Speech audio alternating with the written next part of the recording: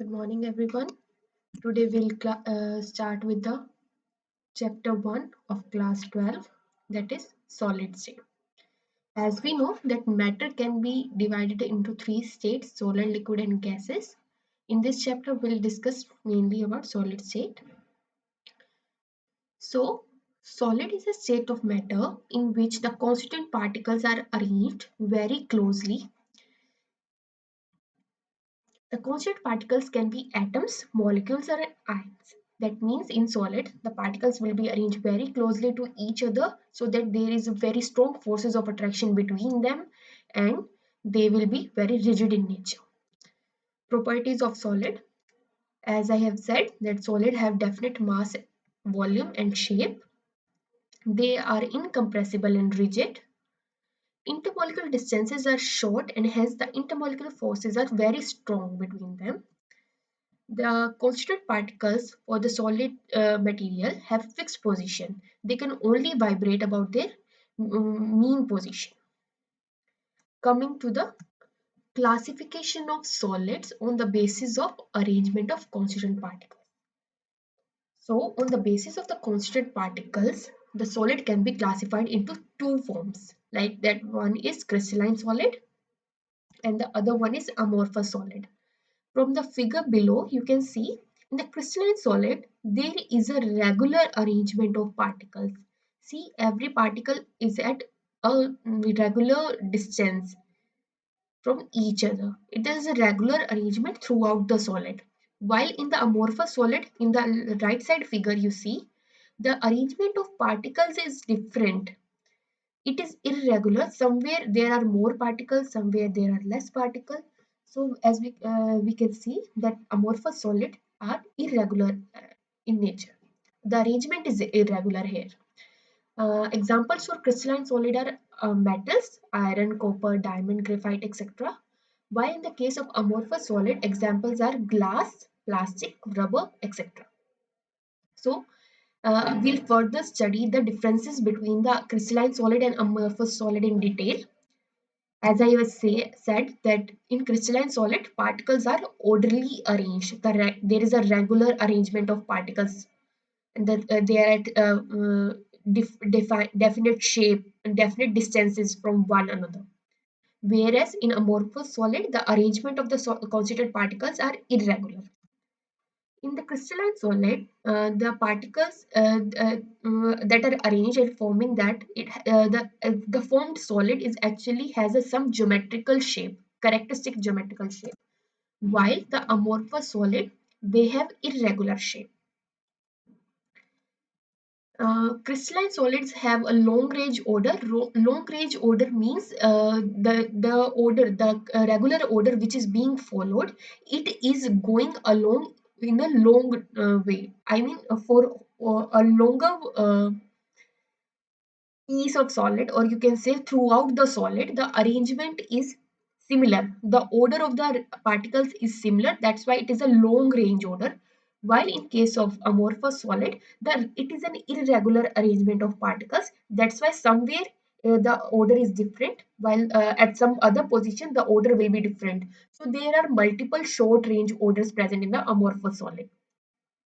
Crystalline solid have sharp melting point. Since the order of the arrangement of the particles is uniform, therefore all the constituent particles that are present with definite shape and with definite distances, the whole solid will melt at a particular temperature. In the case of crystalline solid, while in the case of amorphous solid, some of the solid will melt early, while the some will take more time to melt. That is, it takes a longer time to melt the whole solid. Also, some initially it softens over a range of temperature. Crystalline solids are anisotropic in nature. Anisotropic means the physical properties for that solid show different values along different direction. While in case of amorphous solid, the it is isotropic in nature, means the physical properties are same in all direction. Here physical properties we can say that like refractive index and etc. So in case of crystalline solid, If I'm measuring in one direction, it is different, while in the other direction, it will be different. While in case of amorphous solid, the physical properties will be same in all direction. They will get neutralized. So crystalline solid, they have a definite characteristic heat of fusion, while in case of amorphous solid, they do not have a definite heat of fusion. Crystalline solids are called true solids, while the amorphous solid, these are called pseudo solid or supercooled liquids because they have tendency to flow, though very slowly. Crystalline solids, when cut with the sharp edge tool, they split into two pieces, and the new generated surfaces are plain and smooth. While when amorphous solid is cut with a sharp edge tool, they cut into two pieces with irregular surface. Examples, as we have already seen, that it includes different metals, diamond, graphite. They have crystal. They have regular arrangement. Diamond has a tetrahedral arrangement of carbon atoms, while the graphite has hexagonal arrangement of the carbon atom in the form of sheets. While glass, plastic, rubber, there the particles are irregularly arranged, so they are under amorphous solids. Coming to the different types of crystalline solids. So, depending upon the constituent particles, the forces of attraction, and some other properties, crystalline solids can be divided into four categories: molecular solid, ionic solid, metallic solid, covalent or network solid. So, to the first category, that is molecular solids, the constituent particles are molecules, and between them the force bonding and the force of attraction is basically the London forces of attraction. Molecular solid contains molecules, so these are insulator because for conductivity either you require ions or you require free electrons. So here, since the molecules are there, there is no free ions or free electrons. That's why it acts as insulator. Example, you can see I2 or carbon dioxide. Carbon dioxide is in solid form here, I mean. While ionic solid, the other category, the constituent particle here is ions. Bonding or attractive forces between those ions is Coulombic or electrostatic forces of attraction. Talking about the electric conductivity, if ionic solids are present in the solid state, that means they have strong forces of attraction that between them, and they won't conduct, they won't move freely. But when they are melted down, the ions can freely move, and that's how they will act as a conductor. That means when they are molten or in our aqueous state solution, then only ionic solids can conduct electricity. Example, CaF2, zinc sulfide, manganese oxide, NaCl. NaCl, you know, salt, table salt. So NaCl in the form of solid that we see, it is solid. NaCl crystal. It won't conduct electricity, but as soon as you add NaCl to water, the solution it has formed, in the solution, the sodium ions and chloride ions present separately, now they can conduct electricity. Coming to the third category, which is metallic solid. Here, in the case of metallic solid, constituent particles are positive ions in the sea of delocalized electrons. So, metallic solid, a positive ion is present, that is called a kernel, and around that kernel, electrons will be present. Um, so the bonding between them are metallic bonding between them. The positive between the metal with the positive charge and the electrons around it. So there is a metallic forces of attraction between those positive ions and the electrons. And the conductor, this metallic solid also they conduct. In they since a sea of electron delocalized electrons is present, so they conduct in solid state as well in molten state. Example, iron, copper, all the metals. Yeah. Talking about the covalent or network solids, these the constituent particles here are atoms. So between these atoms, as the name suggests, covalent. So there is a covalent forces of attraction between them. Covalent bonding is there. So these are conductors in the solid state as well as the molten state. So examples are silica oxide quartz, carbon in the graphite form, but carbon in the diamond form won't conduct electricity. I'm sorry, carbon in the graphite form will conduct electricity because there the carbon has a free electrons between the sheets. There in the form of hexagonal sheets. There are carbon in the form of hexagonal structures, which is present in the form of sheets, and between those sheets there is a flow of electrons, and that's how the graphite shows conductivity. Now coming to the next topic, that is crystal lattice. Crystal lattice is basically a regular arrangement of constituent particles in three dimension.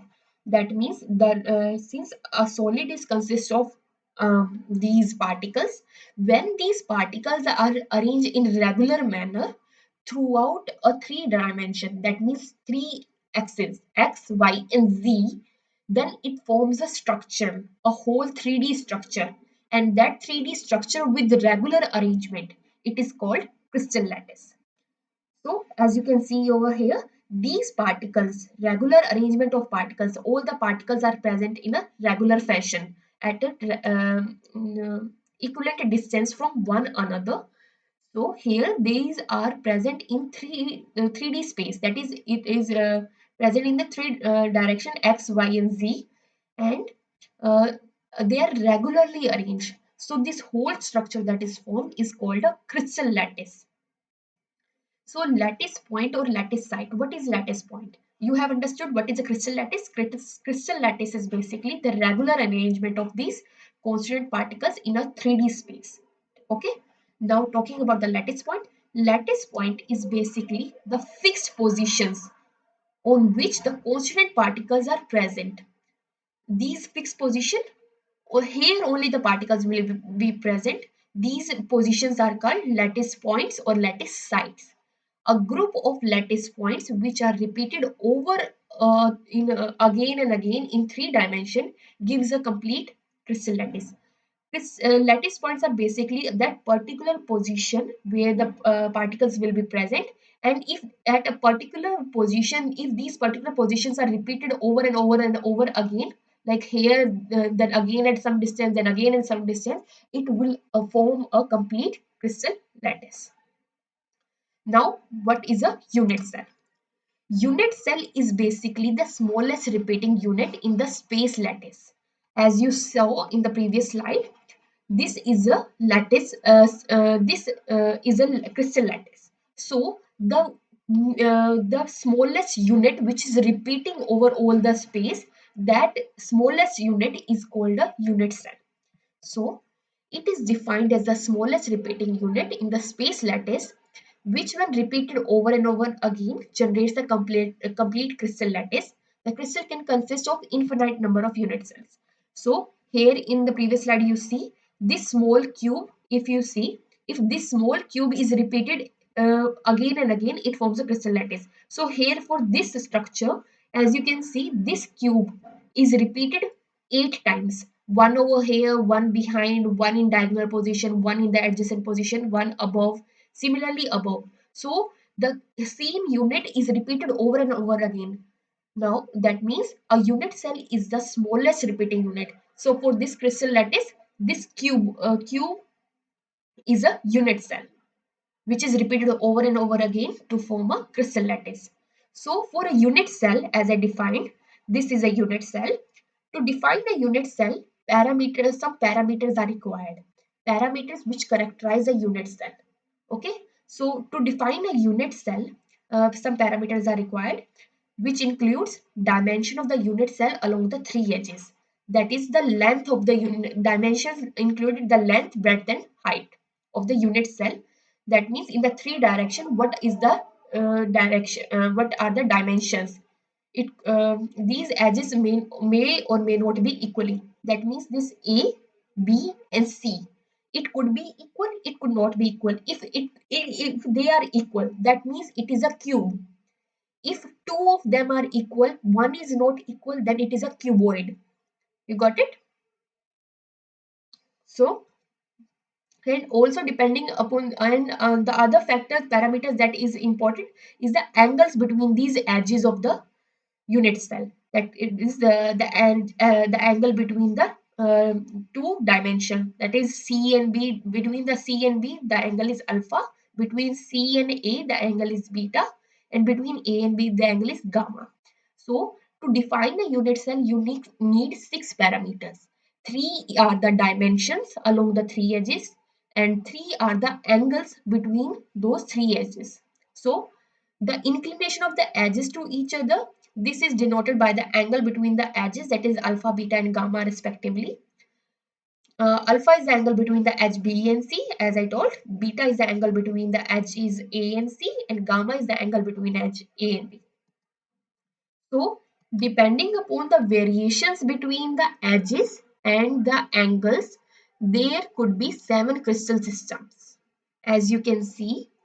So, if the edges A and B and C are equal, and also the angle alpha, beta, gamma are equal, and that too they are equal to 90 degree, then the unit cell which is formed is a simple cubic unit cell. This seems like a cube, no? So if the three edges are equal and the angles are equal and that too equal to 90 degree, a crystal system formed from that type of unit cell is a simple cubic system. While if two edges are equal and third is not equal and all the angles are equal to 90 degree, this kind of unit cell will form a tetragonal crystal system. If all the three edges are not equal, that is A is not equal to B is not equal to C, and alpha, beta, gamma are equal and is equal to 90 degree, then in that case the unit cell that will form will like this, and the system will be orthorhombic. Hexagonal unit cells are those where the edges two edges are equal while the third is not equal, and the two angles are equal to 90 degree while the third angle is equal to gamma, which is gamma is equal to 120 degree. So this is a hexagonal type of system. Triclinic is one where the all the edges are not equal, all the angles are not equal. This is a triclinic kind of system. Monoclinic are those where the edges, two edges are equal, third is not equal. Two angles are equal, third and equal to 90 degree, third is not equal to 90 degree. And rhombohedral is the one where all the edges are equal, but all the angles are also equal, but all the angles are not equal to 90 degree.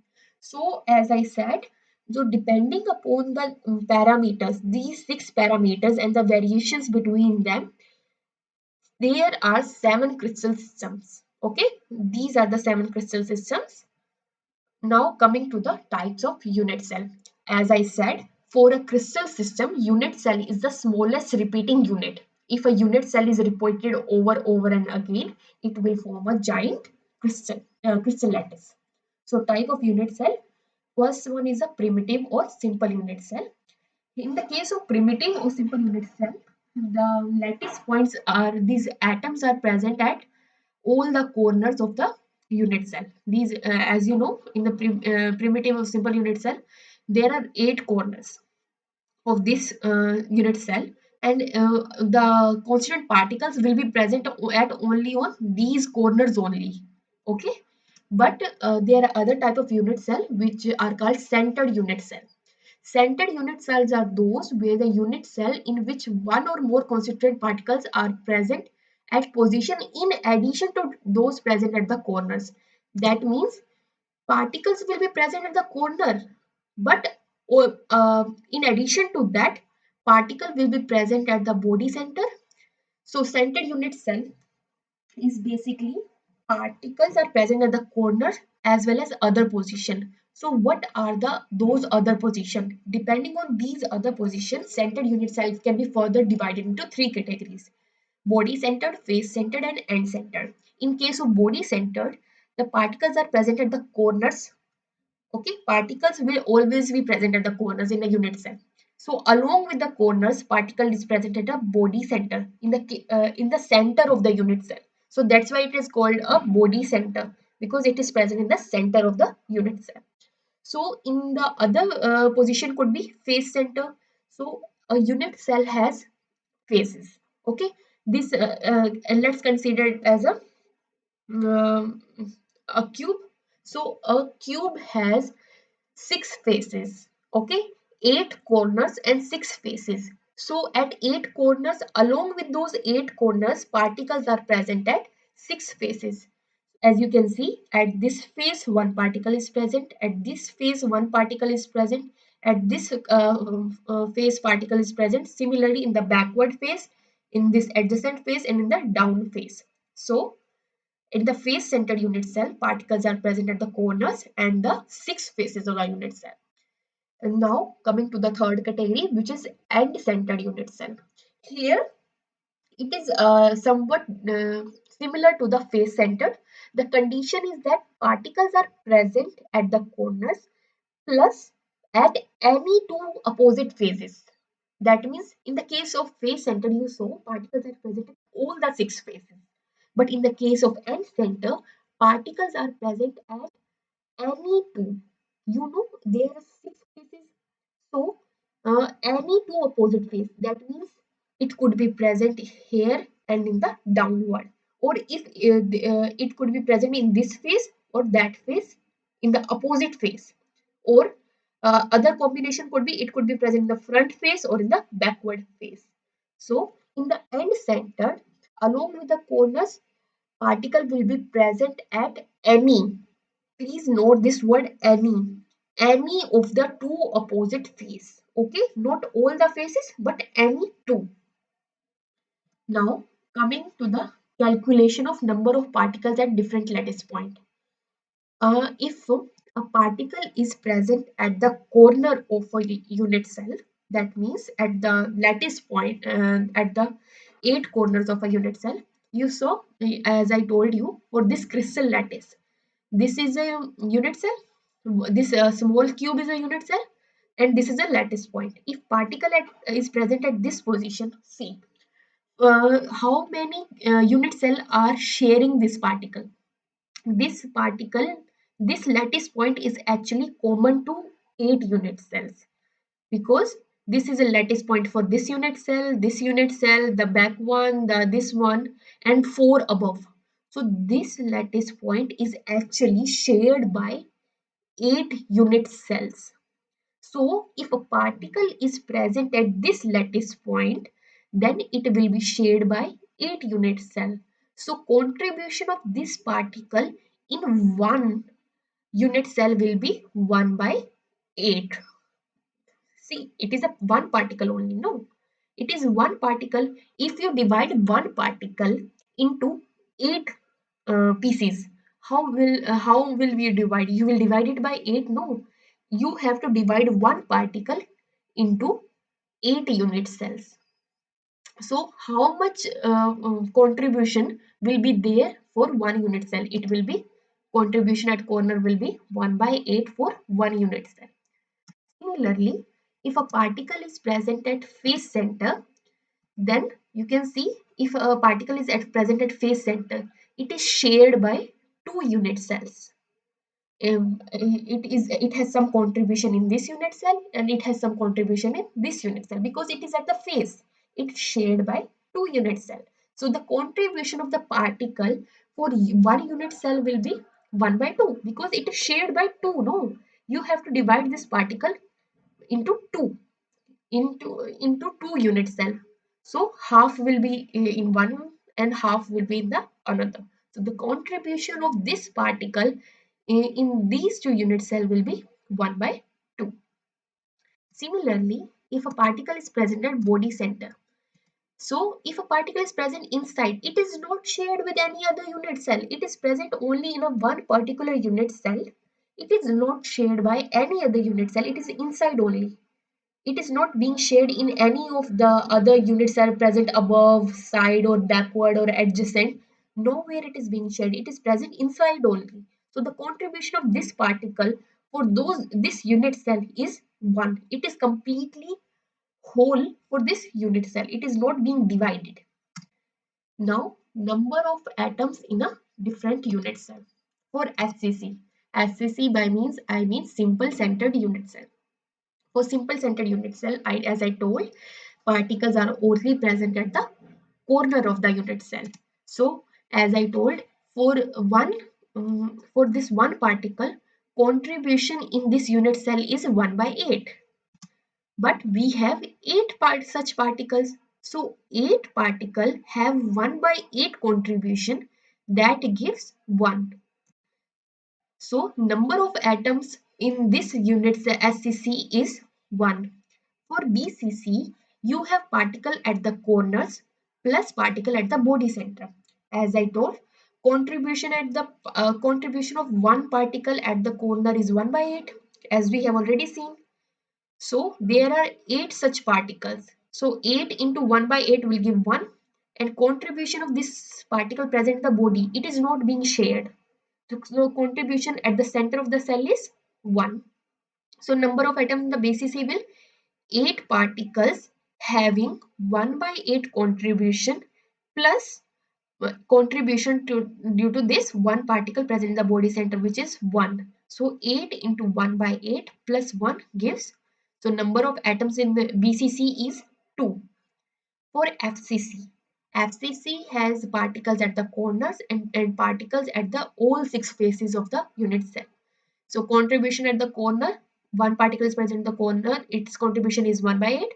Contribution at the face, it is being shared by 2 unit cell, so its contribution is 1 by 2. So number of atoms in the FCC are 8 into 1 by 8, because we have 8 particles and their each has a contribution of 1 by 8. We have 6 particles at the faces and each has a contribution of 1 by 2. So total is, it will give 8 into 1 by 8 plus 6 into 1 by 2 gives a contribution of 4. For ECC, that is end-centered cell, as you can see, particles are present at the corners and any two faces. Let's suppose particles are present at any two opposite faces like this. So contribution at the corner we know 1 by 8, contribution at the face we know 1 by 2. The number of atoms will be 8 into 1 by 8 plus, since we have two particles this time only, two particles at any two opposite face, so 2 into 1 by 2, it gives a contribution of 2. So these are the number of atoms present in the different unit cell. For SCC, the number of atoms in SCC are 1. For BCC, number of atoms in the BCC 2. For FCC, it is 4. And for ECC, it is 2. Now talking about the coordination number. Coordination number is the number of the nearest neighbor of a particle. Okay, it means how many particles are present closest to one particular particle. So now we'll talk about the we'll come back to the coordination number again. It is just if you so as you understand the closed packet structures first. So closed packing in one dimension. By close packing, I means how close the close packing between the constituent particles in a solid. So if a solid is along one dimension only, that means it is only along one dimension, each sphere will be see, if the particles are arranged in one dimension only, then each sphere is in contact with two adjacent spheres. Like this sphere is in contact with this one and is in contact with this one. So coordination number of this particular particle is 2. Coordination number for this particular particle is if it is contact with this one and it is contact with this one. Okay, let me choose a pen. So if I consider this particle, it is in contact with this one, it is in contact with this one. So coordination number for this particle is 2. Similarly, if I consider this particle, how many particles are there in contact with this one? This particle is in contact with the considered particle and this particle. So the coordination number of this particle is 2. Similarly, close packing in 2 dimensions. If that is, by this I mean how particles will be arranged if they are in 2 dimension.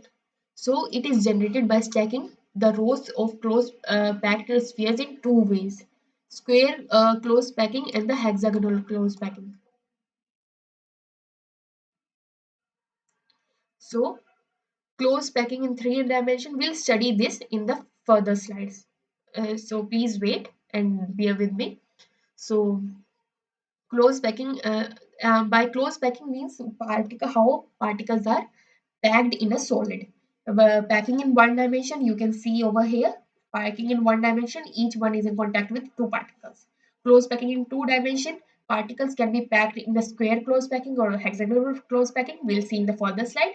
Particles in close packing in 3 dimension includes they can be obtained by stacking the 2 dimensional layers one above the other.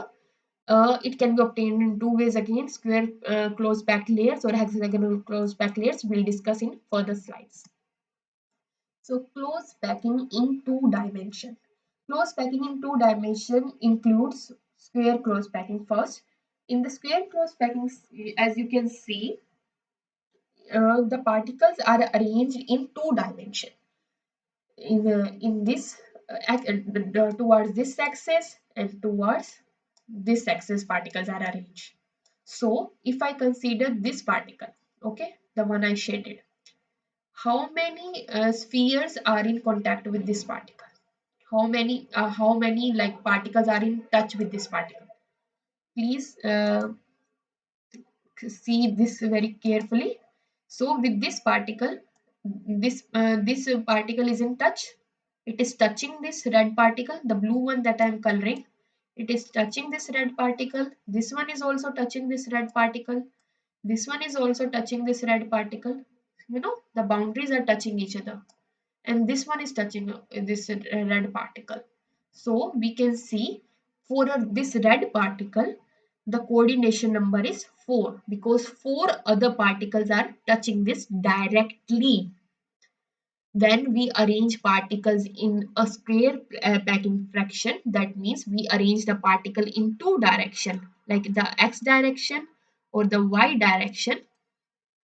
If we consider any particle, it will be in contact with 4 other particles. Now you can see that here the sphere of the second row placed exactly above those of the first row. So, and also please see that the particles in this row, this is one row, row 1, A1, A2, A3, A4. Let's suppose there are 4 rows of particles. So the second row is placed exactly above the first row. Okay, exactly above the first row. This way the spheres are aligned horizontally as well as vertically. You can see there is horizontal arrangement as well as there is a vertical arrangement. And the arrangement is called type AAA because AA, why AAA? Because the arrangement A is similar, no? A, similar arrangement of the particles, and the coordination of number of C, as I have told you, the red particle is being in contact with 4 other particles. So the coordination number is here 4. Coming to the hexagonal close. In the case of hexagonal close packing, here the spheres of the second row are placed above the first row, one in a staggered manner, such in a way that its spheres fit in the depression of the first row. See, here we place the 2 rows exactly over one another. We place this A row exactly over one another. While in the case of hexagonal close packing, the B row is placed, this sphere is placed in the depression. See, this is a gap no between the 2 spheres over here, 2 particles. This is a gap, and over this gap we place the second particle of the second row. Okay. Similarly, there is a gap between these 2 particles, this particle and this particle. This is a gap, and between this gap we place the third row. So this between these 2 particles, 1 and 2, this is the gap, no, this is the gap, and in between that gap we place the other row. That means hexagonal close packing, we arrange the second row. See, they have mentioned 2 rows are there, A row, B row.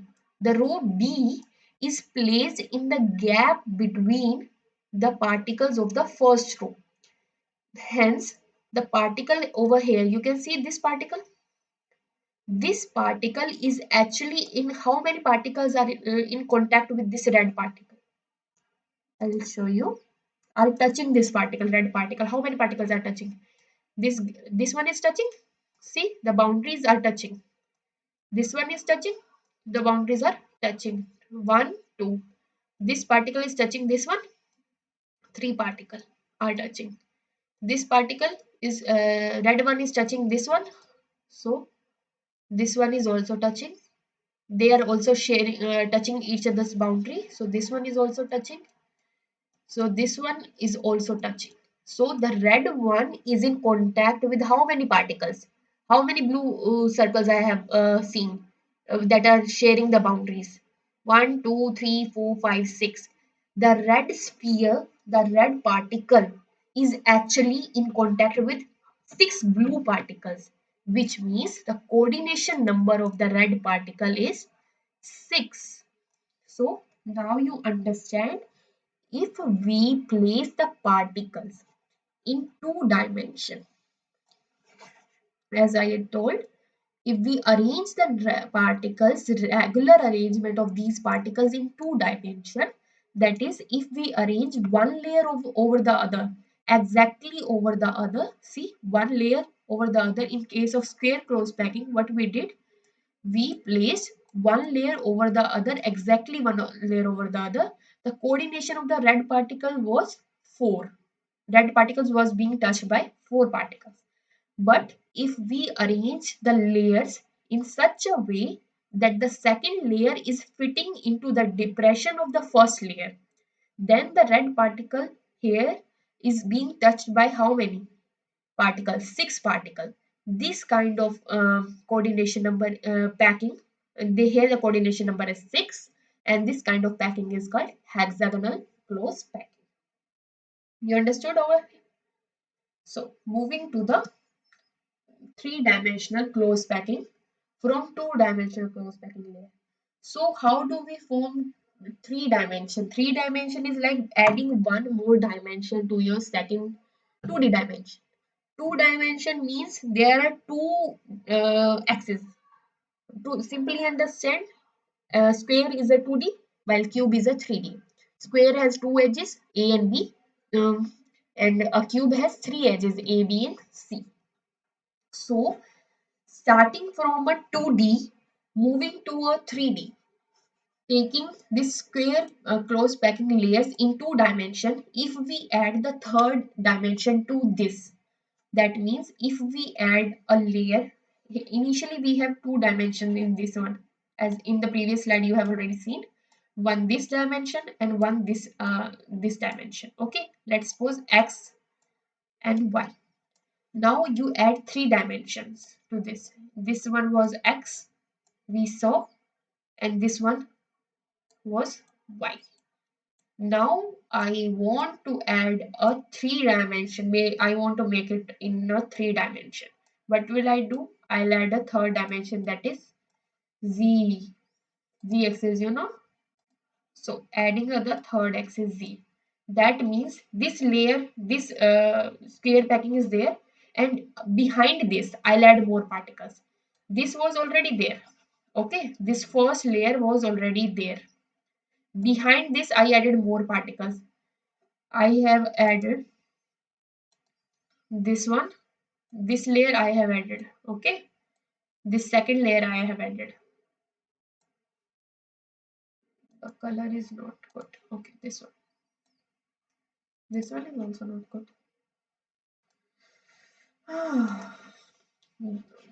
You understood? No, I have added this layer again. So behind this I have added this one. So depending upon the arrangement done in the z axis, there could be different kind of packing in three-dimensional space. If the arrangement in the z-axis is perfectly aligned, that means particles are exactly placed over the first layer. Okay, over this layer, behind this layer, I am putting exactly at behind this, not into the depression. We saw in the case of previous case, no, in the hexagonal close packing in the 2D, we saw the particles were fitting the dimension gaps between the first layer. Okay, so not between the gaps, exactly over those particles. If I put, then in that case a kind of pattern that will be generated is AAA type pattern that will form a simple cubic lattice. Okay, so now for before you move further, you need to understand the type of voids. Voids means the gaps between the particles. We were seeing the depression between the particles. As I told you over here, see these kind of things. These the gap between this particle. This is basically called a void. So before you understand further, first you need to understand what are different types of voids. So starting with the tetrahedral void. Tetrahedral void, the name actually defines the void. Tetrahedral void means it is formed at the center of the four spheres. Okay, these kind of voids will form at the center of the four spheres that will form a tetrahedron. See, three spheres are arranged in this fashion. One over here, and one over here. So here it is a void. Between these spheres, there is a void. If I place one sphere above this void, okay, still there will be some gap between those four spheres, and that hole is defined as tetrahedral hole. This void is basically called as tetrahedral void. Coming to the other void, which is octahedral void, it is formed at the center, which is when spheres are joined in the form of octahedron. So these three spheres are arranged this way, and if I put the other three spheres like this fashion, this void will be generated at the center of the six spheres. Then that void will be called as octahedral void. Now we'll start this in the next video.